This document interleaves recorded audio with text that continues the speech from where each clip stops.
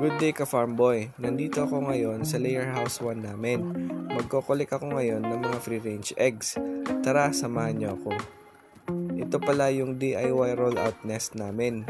Nilagyan ko na lang muna ng dayami para ma-reset yung mga layers natin. Kasi yung iba nangingitlog na sa sahig. Dahil nilagyan ko ng dayami, babalik ulit sila para mangitlog dito.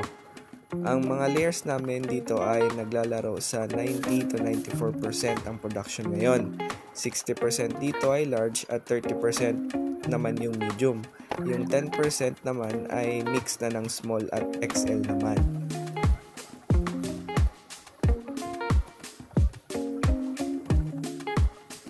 So yun lang muna ka-farm boy. Happy farming!